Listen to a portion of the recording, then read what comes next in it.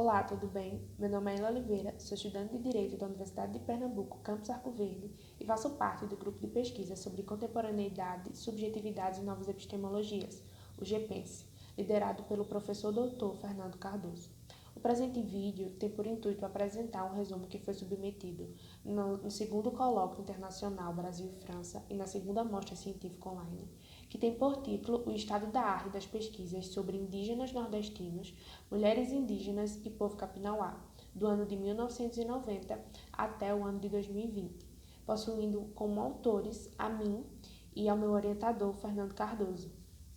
Foram investigados diferentes tipos de publicações, utilizando como critério de seleção alguns debates que estavam sendo realizados tanto em um contexto mais amplo como em um contexto mais específico, já que se trata de uma etnia situada no interior do estado de Pernambuco, ou seja, a etnia nordestina. Então, optou-se por fazer esse mapeamento a partir de uma perspectiva mais regional. Outro critério de seleção foi as relações de gênero, o que estava sendo escrito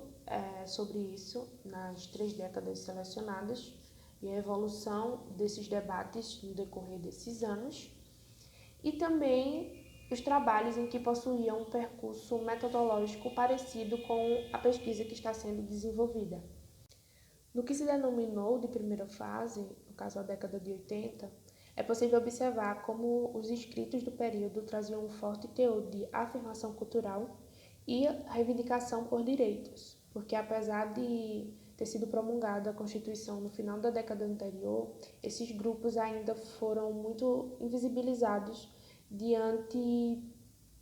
dos seus direitos. Então, eles precisavam a todo instante estar reivindicando por esses direitos, estar sempre lutando por eles, o que despertou um forte interesse dos pesquisadores sobre esses grupos. Em um contexto mais nordestino,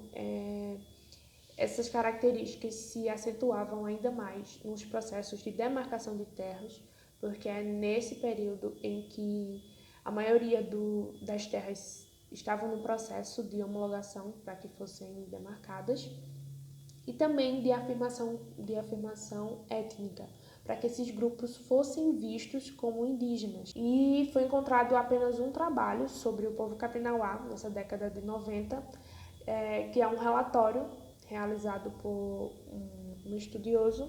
acerca desse grupo enquanto um grupo étnico e enquanto detentor de direito, e por isso a sua terra deveria ser demarcada. Foi encontrado também apenas um trabalho acerca de gênero,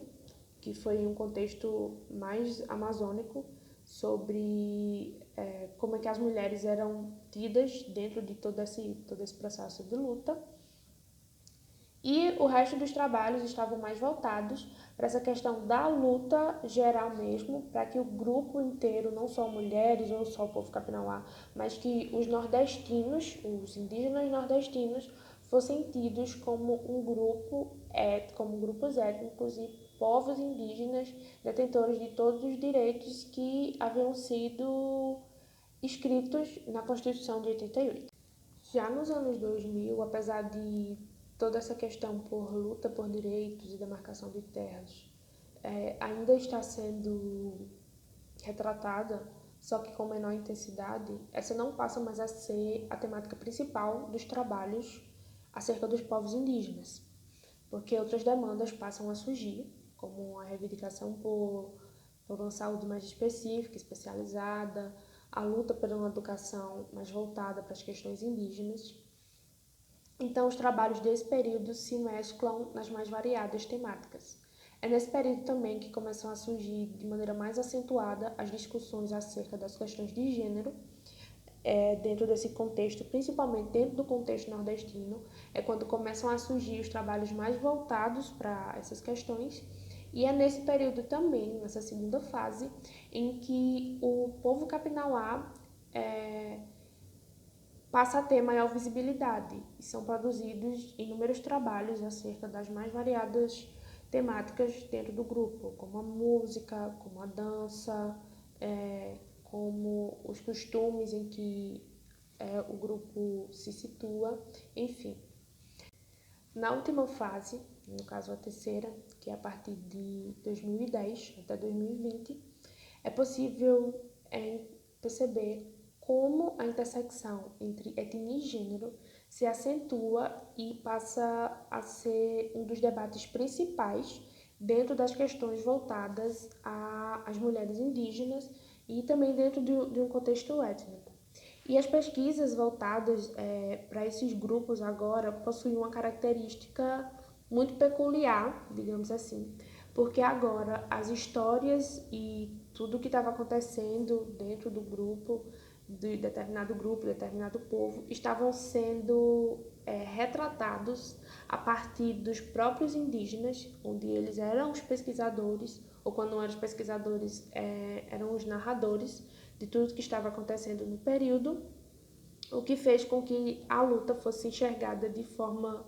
mais clara e evidente a partir da voz desses grupos e também serviu como uma forma de afirmação cultural e de levante para o movimento como um todo. O mapeamento ele não buscou apenas identificar as produções, mas revelar também todo o aporte teórico e epistêmico do que estava sendo produzido acerca da temática estudada no decorrer do referido período. Ademais, é possível notar como toda estigmatização desses grupos e também como o protagonismo desses povos influenciou no que estava sendo escrito no período e, de certa forma, a evolução no qual esse grupo passou a ser retratado ao longo dos anos, porque tem diferença sobre como eles eram retratados nos anos 90 para como são agora nos escritos de 2018 e 2019, e como esses grupos conseguiram, de certa forma, apesar de toda a dificuldade, ascender